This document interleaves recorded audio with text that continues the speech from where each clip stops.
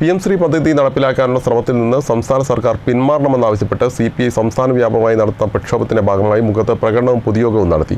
പൊതുയോഗത്തിന്റെ ഉദ്ഘാടനം ജില്ലാ executive committee അംഗം K. മോഹൻ മാസ്റ്റർ നിർവഹിച്ചു.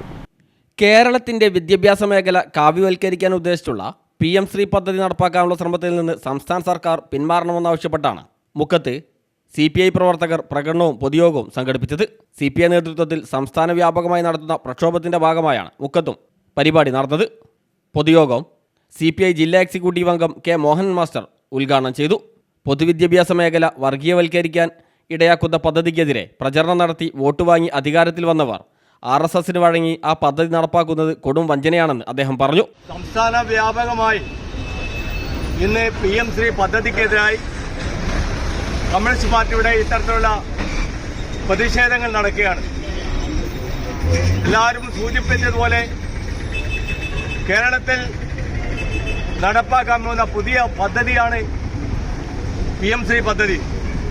നമുക്കറിയാം, നമ്മുടെ കേരളത്തിൽ പണ്ടുകാലം മുതൽക്ക് തന്നെ കേരളത്തിലെ വിദ്യാഭ്യാസം concurrent ലിസ്റ്റിൽപ്പെട്ടാണ്.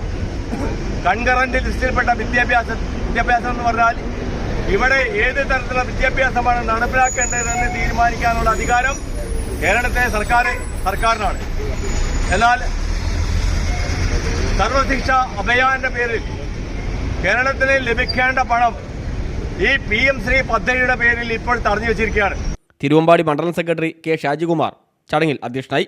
PK Kannan, VS Sebastian, Raghuprasad, PK Ramankutty, CA Pushparajan, KM Abdurahiman തുടങ്ങിയവർ സംസാരിച്ചു.